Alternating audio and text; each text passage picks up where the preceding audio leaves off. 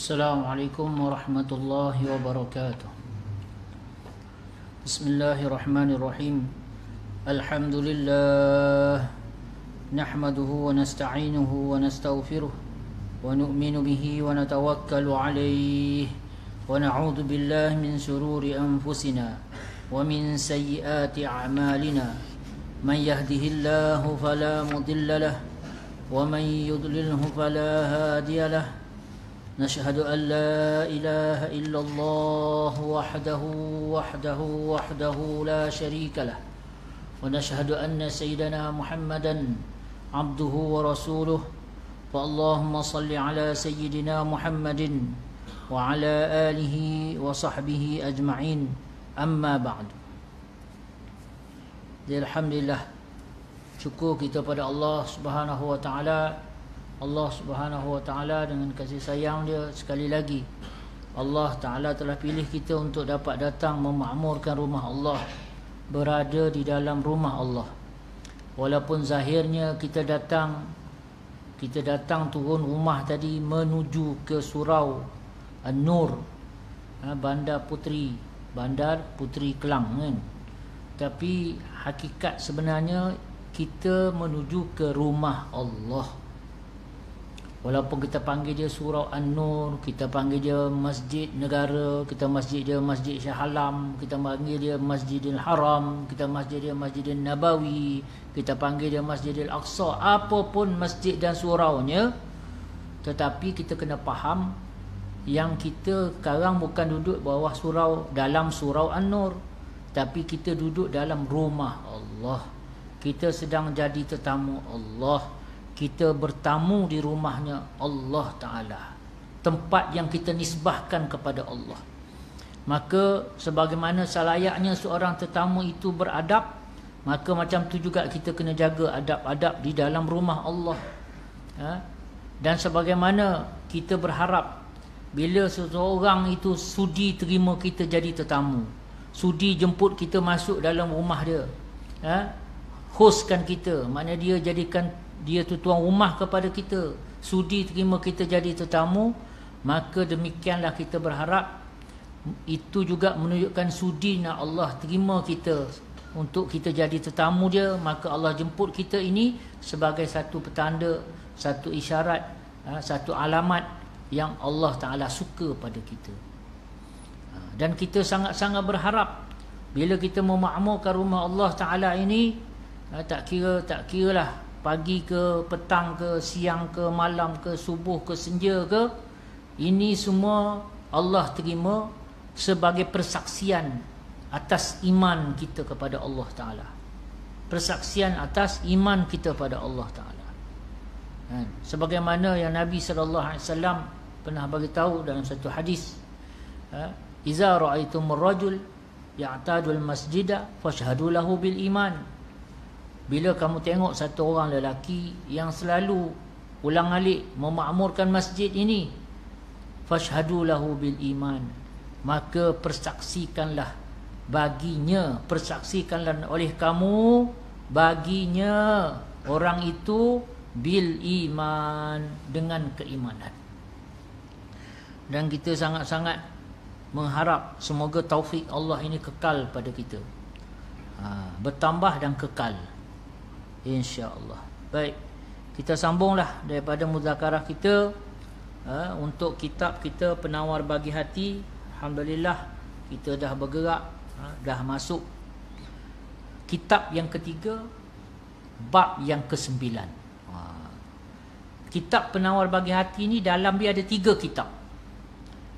Setelah satu pendahuluan, mukaddimah, selepas pada itu pengarang membawakan 3 kitab dalam tu. Maksudnya ada 3 bab. Ada 3 bab lah. 3 kitab tu maksudnya bab besar lah. Dan bab dalam setiap kitab itu ada beberapa bab. Maka sekarang kita ni dah berada dalam bab yang ketiga. Kitab yang ketiga, bab ke-9. Kitab ketiga ni dia ada 10 bab. Maknanya kita dah masuk bab yang ke-9, nak habis dah tu. Alhamdulillah, dah dekat 20 tahun dah. Nak habis juga kitab kita ni. Tu pun tak tahu lagi. kitab kita habis dulu ke kita yang habis dulu? Wallahu alam. Kan? Ramai dah yang saya dapat, maknanya berita lah kan. Yang dulu sama-sama duduk menadah kitab dengan kita, dah ramai dah yang Allah Ta'ala jemput pun. Maknanya kitab tak sempat habis. Dia dah sampai saat dia janji dengan Allah Ta'ala lebih dahulu. Kita pun tak tahu. Harapnya macam sempat. Tapi tak pasti juga tuan-tuan. Baik tuan-tuan yang mendengar maupun saya yang menyampai, yang memimpin perbincangan ini. Wallahu ta'ala a'lam. Bergantunglah kita kepada janji persuratan kita dengan Allah Subhanahu wa ta'ala. Baik. Jadi pada bab yang lepas kita berbicara tentang kasihnya Allah. Bila kasih kita kepada Allah benar, maka sudah pasti ia akan menyampaikan kita kepada redha dengan qada Allah. Kan, ingat tak? Itu conclusion pengarang kita sebelum dia pindah kepada bab yang ke-9, iaitu pada bab pada menyatakan redha dengan qada Allah Ta'ala. Tu dia punya topik dia, tajuk bab dia, iaitu pada menyatakan bab yang ke-9 ini ialah pada menyatakan redha, perasaan redha kita dengan qada. Ada dua perkara kat sini, satu redha, satu qada. Qada tu apa? Iaitu dengan keputusan, dengan ketentuan. Ketentuan siapa? Allah Ta'ala. Jadi kita sekarang ni nak berbincang, nak mendengar syarah yang dibawa oleh musannif kita Al-Allamah Al-Syekh Muhammad Syekh Abdul Qadir Al-Mandili daripada kitab Penawar Bagi Hati ini. Macam mana dia kupas apakah yang dimaksudkan dengan redha dengan qada Allah Ta'ala. Jadi redha dengan qada Allah Ta'ala ni sifat yang ke-9 yang terpuji, yang perlu ada dalam hati kita, atau dengan kata lainnya yang perlu kita capai. Redha dengan qada Allah. Dan kalau ikutkan ayat pengarang kita sebelum ini dalam bab ke-8, masa dia buat kesimpulan bab yang ke-8 itu, redha dengan qada Allah ini hanya akan datang bila kita benar-benar sudah kasih akan Allah. Bila kita dah dapat capai kasih sungguh kita dengan Allah Ta'ala, benar, tulen, genuine sungguh kasih kita akan Allah Ta'ala, maka ia akan membawa kita kepada yang ke-9. Akan lahirlah daripada kita rasa apa? Redha terhadap sebarang keputusan yang Allah Ta'ala buat, yang mengena pada kita atau pada apa sahaja. Jadi pengarang kita memberikan ulasan dia, kupasan dia dengan ayat yang pertama dia, ketahui olehmu. Ini satu, kita panggil apa? Kata serulah. Ketahuilah olehmu. Ni maknanya ni dengar betul-betul. Hendaklah kita semua tahu apa dia? Bahawasanya redha dengan qada Allah Ta'ala itu maknanya. Bila kita kata maknanya, ia merujuk kepada definisi. Dalam bahasa moden kita, definisi. Apa itu definisi redha dengan qada Allah? Ataupun bahasa lama sikit, ta'rif. Ta'rif yang dikatakan sebagai redha dengan qada Allah tu macam mana? Iaitu suka hati. Redha tu maksud dia suka hati. Hati kita ini suka.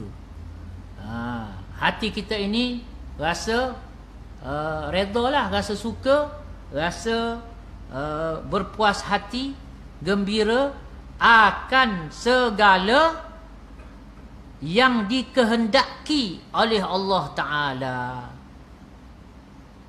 Qada ini adalah maksud dia keputusan. Qada ni ketentuan. Apa yang Allah Ta'ala tentukan, yang Allah Ta'ala kehendaki, maka bila dijadikan qarar, dijadikan satu keputusan, maka itulah yang dinamakan qada. Kan?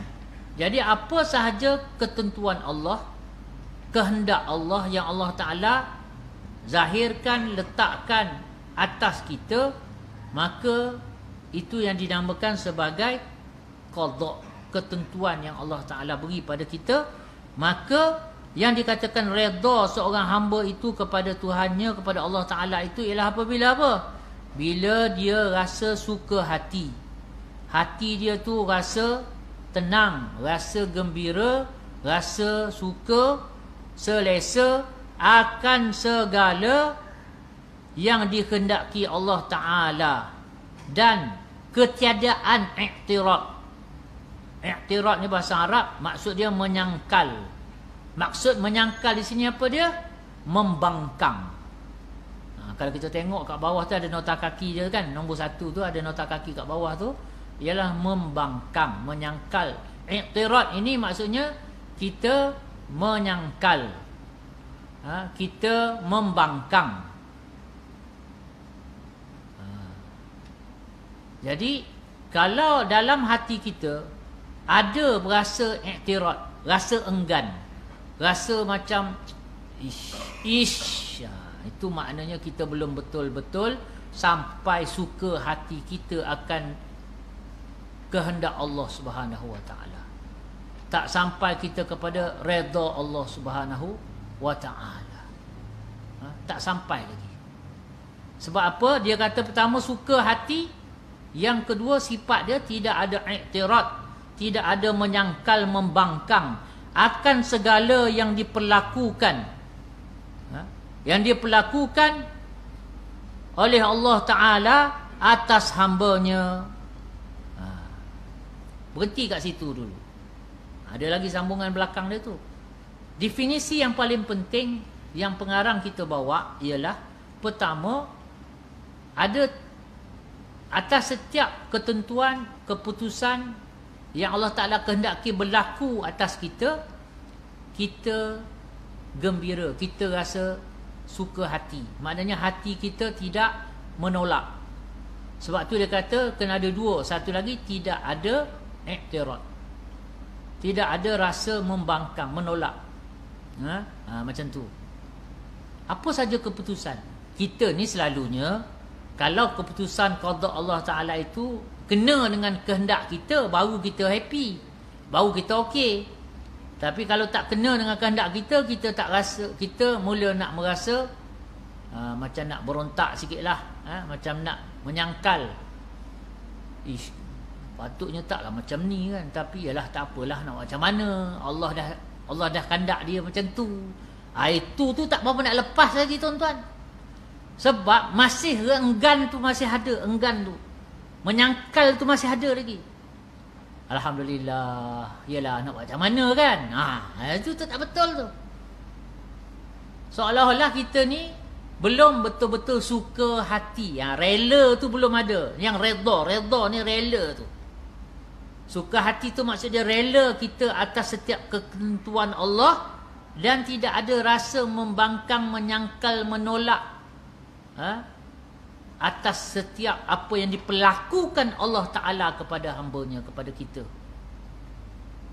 Sebab tu kita kena hati-hati bila kita bercakap. Bahkan kita kena melatih diri kita bercakap ini dengan percakapan yang menunjukkan tauhid kita dan redha kita dengan Allah Ta'ala. Kadang-kadang hati tu macam tak berapa nak ya juga, tapi kita kena belajar cakap dengan mulut ni, jangan sebut. Sebab itu dalam satu hadis, kan biasa kita dengar hadis ni, Nabi SAW kata, kalau ni adalah perkataan syaitan, kan? Kalau lah kau tak, kalau kau dengar cakap mak tadi tu, tak aksiden engkau. Kalau kan aku dah cakap, kalau kau dengar cakap aku, kalaulah aku tak turun tadi, kalaulah aku tak pergi tadi, kalau atas perkara yang dah berlaku, itu daripada syaitan. Kenapa? Kerana ada unsur di situ i'tirad. Masih ragu kita dengan kehendak, dengan apa yang berlaku. Sebab kita kena faham, bila kita kata ketentuan Allah apa yang Allah perlakukan kepada kita, kita kena faham tidak ada satu benda pun, macam mana sekecil mana benda itu pun, yang berlaku tanpa dengan kehendak Allah. Yang Allah Ta'ala kehendaki, yang Allah Ta'ala izinkan berlaku, itu saja boleh berlaku. Walaupun hanya sekadar daun, sehelai daun nak gugur, walaupun hanya sebiji pasir nak bergerak ke kiri, ke kanan, ke depan, ke belakang sikit, itu pun hanya berlaku dengan kehendak Allah Subhanahu Wa Ta'ala, dengan izin Allah sahaja. Jadi kalau kita tahu yang itu, terima yang itu, yakin yang itu, ditambah yakin kita pula Allah itu maha bijaksana, Allah itu maha adil, maha hebat, maha kuasa. Maka bila kita gabungkan semua yang tadi, keyakinan kita kepada Allah tadi dengan apa yang berlaku, sebab tu Nabi SAW kata, kalau kita pakai kalau nak menunjukkan kita ni seolah-olah nak kata macam tak kenalah kalau berlaku begitu. Berlaku macam ni macam tak kena. Sebab tu kalaulah aku tak buat macam ni, kalaulah. Sedangkan yang berlaku tu bukan kalau je dah. Memang Allah nak benda tu berlaku.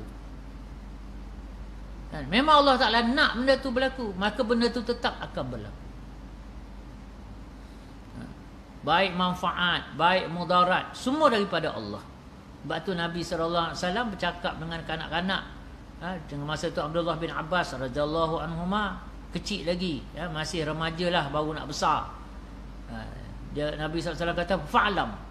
Nabi SAW beritahu, ketahuilah, lawijtami'atil ummah, kalau umat ini berhimpun, an yanfa'uka bi syai'in, nak bagi kamu manfaat dengan satu-satu perkara, lam yanfa'uk, pasti mereka tak akan dapat bagi manfaat itu, illa ma katabahullahu lak, melainkan apa yang Allah Ta'ala telah tuliskan perkara itu untuk engkau.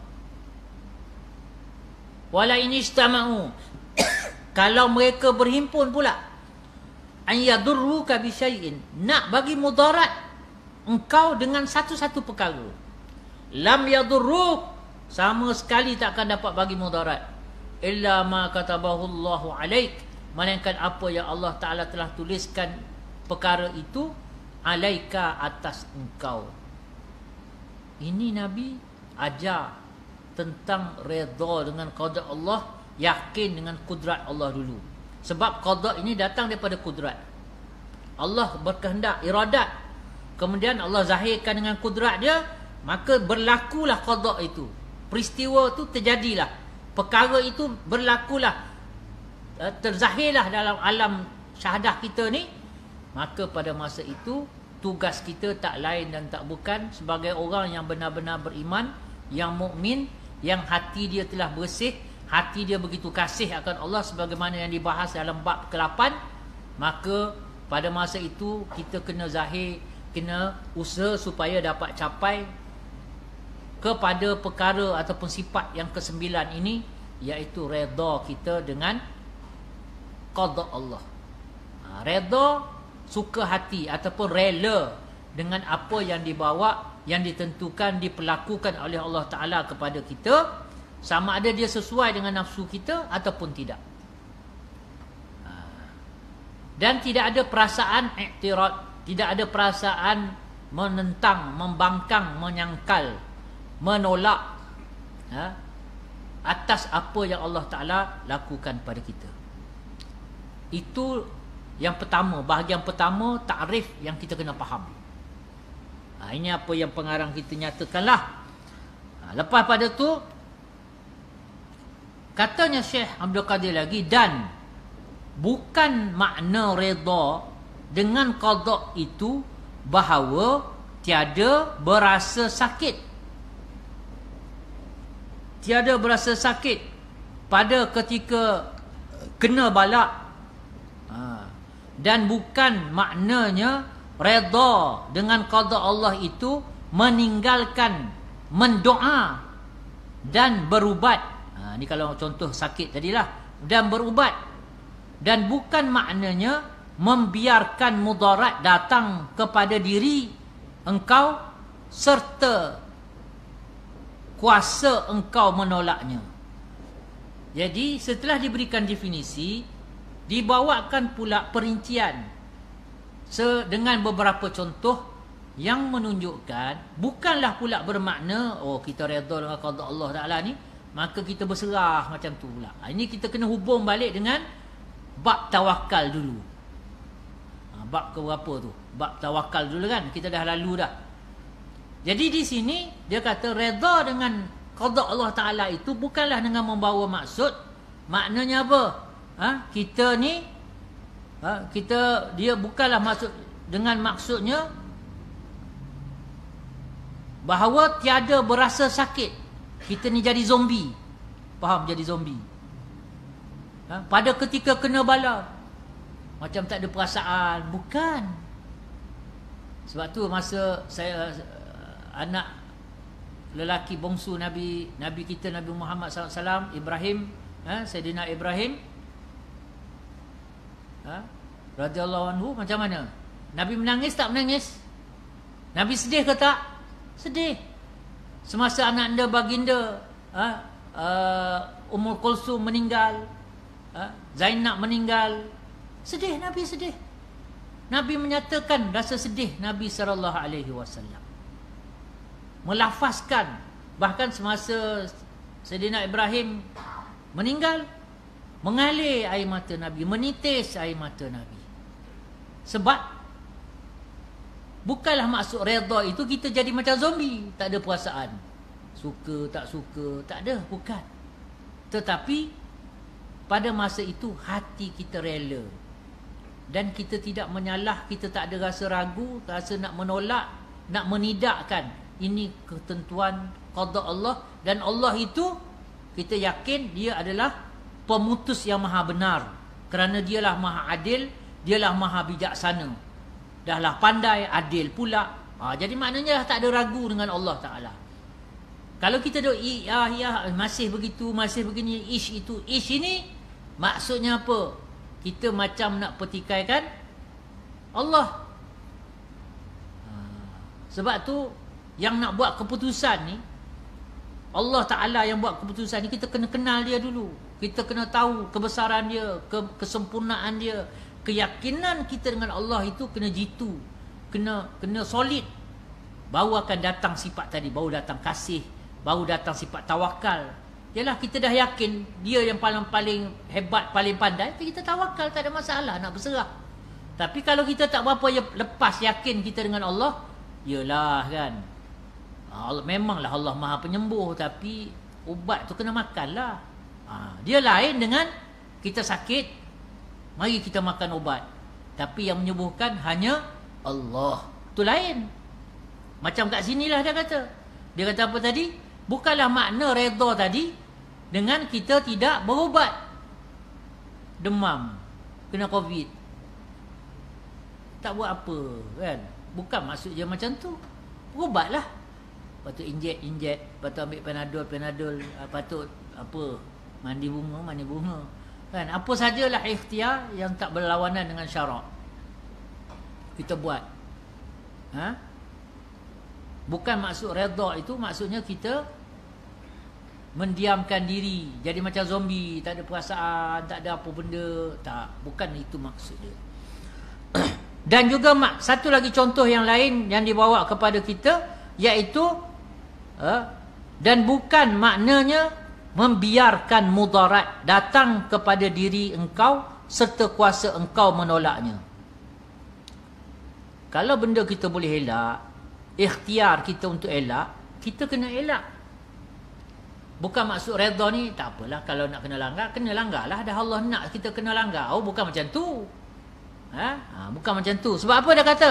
Bahkan menyuruh Allah Ta'ala akan dikau dengan mendoa. Berdoa ini, kan berdoa ni adalah satu usaha. Berdoa tu sendiri satu ikhtiar. Kalau orang tu demam, dia ambil air, dia baca Fatihah, dia tiup. Kita tak boleh kata dia tak berikhtiar, dia tak berusaha. Sebab doa tu sendiri adalah usaha. Doa tu sendiri adalah usaha. Kan?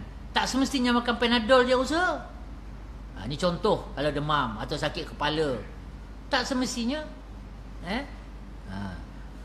Bahkan Allah Ta'ala menyuruh, ud'uni, kata Allah Ta'ala. Allah Ta'ala kata tu, Allah sendiri kata, minta engkau dengan aku. Ud'uni, maknanya ini satu perintah Allah. Bahkan katanya syekh kita, menyuruh Allah Ta'ala akan dikau dengan mendoa. Maka setengah daripada perhimpunan redha dengan qada Allah Ta'ala ini ialah bahawa menuntut sampai engkau kepada kasihnya dengan mengerjakan segala sebabnya. Bahkan meninggalkan segala sebab itu menyalahi akan yang diredai Allah Ta'ala. Baik. Jadi kalau kita reda dengan qada Allah, kita kena faham, kita tak akan dapat capai reda dengan reda Allah, qada Allah, melainkan pertama tadi, hati kita tadi kena rela dan tak ada rasa menolak, menyangkal, membangkang. Satu. Yang kedua ialah kita tak akan capai reda kepada dengan qada Allah sehingga kita capai melalui apa yang Allah reda. Faham? Kita tak akan dapat capai kepada reda dengan qada Allah kecuali dengan cara kita mencapainya melalui apa yang Allah reda, dengan melakukan apa yang Allah reda. Bila kita buat apa yang Allah suka, barulah kita dapat capai reda dia tadi, yang kata rela. Bila kita kena cari apa yang Allah suka, Allah reda, maka taat perintah Allah itulah yang menyebabkan Allah suka dengan kita, maka kita kena buat. Jadi dia tak bertentang dengan yang kata sifat reda dengan qada Allah Ta'ala. Contoh berdoa, contoh makan ubat. Nabi SAW kata apa? Tadawaw, berubatlah kamu. Mana kena makan ubat? Bahkan dalam Quran banyak Allah Ta'ala cerita Quran itu sendiri syifa.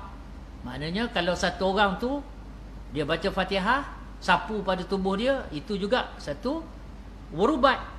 Ataupun Allah Ta'ala sebut dalam Al-Quran bahawasanya pada lebah itu keluarnya minuman yang berbagai-bagai warna, fihi shifa'un linnas. Dalam daripada hasil lebah tadi itu keluarnya apa? Fihi shifa'un linnas, keluar daripadanya, di dalam minuman yang keluar daripada lebah itu shifa'un, penyembuh bagi manusia. Dia pun makan ubat. Satu orang mengadu pada Nabi SAW, ya Rasulullah, saudara aku ni sakit perut, cerit-berit ke macam mana, sakit perut sangat. Rasulullah kata bagi dia minum madu. Dia pun balik bagi minum madu. Tak lama datang lagi, ya Rasulullah, sakit lagi lah, tak kurang, bagi dia minum madu, kata Nabi. Balik lagi, bagi minum madu. Datang lagi, ya Rasulullah, makin sakit. Rasulullah kata bagi dia minum madu. Tak lama datang lagi, ya Rasulullah, sakit lagi lah kan. Ni daripada tegak dah, rukuk dah, sujud dah ni kan.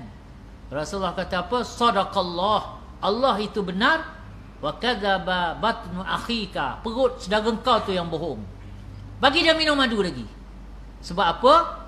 Rasulullah merujuk kepada ayat Al-Quran. Allah sendiri kata dalam madu tu ada syifa. Macam mana kau nak kata Allah perut tu tak sembuh, sedangkan Allah kata dalam madu ni ada penyembuh? Bagi yang keempat sembuh, baru sembuh. Jadi maknanya perut kawan tu tak sembuh bukan kerana Allah tak betul, bukan kerana ayat tu tak betul, tapi tak sampai lagi perut tu untuk sembuh, sebab tak sampai syarat dia kena 4 sudu. Kan? Tak cukup sudu. Jadi di sini Nabi SAW dengan penuh yakin. Bila Nabi SAW kata minum madu, bukan minum madu tu dengan ya tak ya, ya tak ya. Kalau jadi, jadilah. Kalau tak, buat macam mana? Bukan. Mesti yakin sungguh, jazam sungguh. Inilah ubat yang Allah kata dalam Al-Quran. Mesti jadi. Tak cukup 1, 2, tak 2, 3 sudu tak cukup, 1 botol. Macam tu. Sebab kita kena yakin Allah yang benar.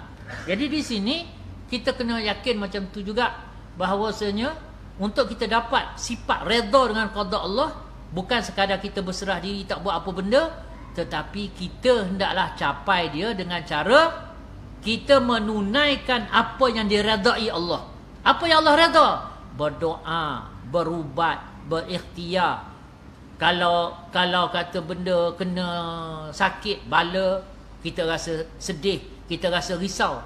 Nabi SAW kalau tengok awan hitam, gelap, angin kencang, Nabi SAW turun masuk dalam masjid, daripada rumah masuk masjid. Sebab Nabi takut itu adalah bencana murka Allah Ta'ala. Mana Nabi pun ada takut. Bukan dia, kalau Allah nak turun bala, balalah. Kalau tak apalah. Bukan macam tu. Maknanya Allah Ta'ala nak, bila Allah Ta'ala perintahkan kita, Allah Subhanahu Ta'ala kata, jauhkan diri kamu daripada wala tulqu bi'ainikum ila tahlukah. Jangan kamu campak diri kamu dalam kebinasaan. Maknanya dalam benda yang mudarat jangan kita buat. Kau pergi meniara tengah-tengah jalan tu, memang tak lama lah kan. Satu dua kereta dia break lagi. Tak datang lori tak nampak jalan. Maknanya itu mudarat. Kita tak boleh kata ni qada Allah lah, aku redha lah dengan qada Allah. Kalau aku selamat, kalau tak lah. Tak, bukan macam tu. Tapi kena ikhtiar. Jaga gitu, jaga gini, kena juga. Barulah di situ qada Allah Ta'ala. Dah doa, dah ikhtiar dah ni, kena juga. Barulah datang qada Allah Subhanahu Ta'ala. Maka kita terima dengan rela dan tidak ada rasa mempersoalkan balik tentang i'tirad tadi. I'tirad ni macam kita persoalkan balik, kan? Kita argue balik, kita rasa ada rasa menolak tentang perkara itu, kerana ia sebenarnya menggambarkan akan menyebabkan sampai kepada seolah kita nak petikai sifat maha bijak Allah Ta'ala, maha adil Allah Subhanahu Wa Ta'ala dalam membuat kehukuman dia ataupun membuatkan keputusan dia. Macam tu. Sebab tu penting kita benar-benar jazam, kita benar-benar muktamad tentang kehebatan, kebesaran Allah, keyakinan kita pada Allah Ta'ala kena bulat sungguh. Barulah kita boleh capai dalam diri kita. Kita kena latih sehingga kita dapat capai sifat-sifat. Daripada sifat nombor 1 bab pertama hari tu sampailah sekarang dah bab ke-9.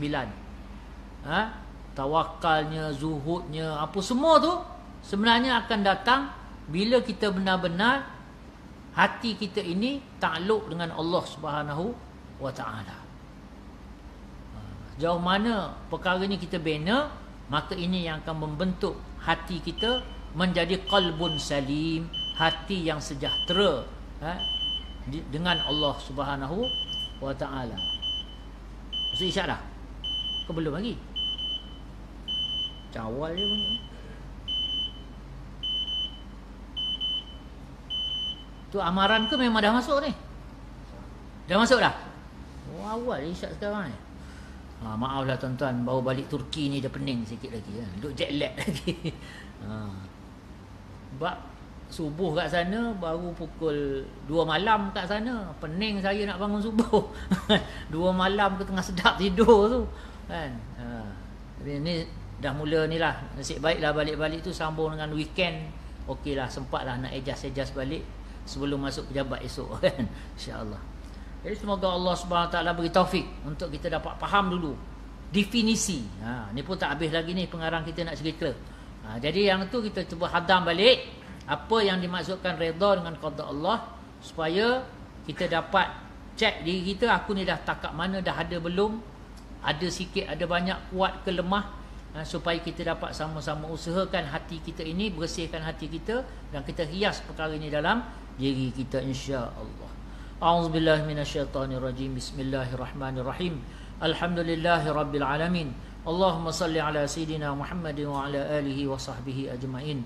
Rabbana shrah lana sudurana wa yassir lana umurana wahlul 'uqdatam min alsinatina yafqahu aqwalana.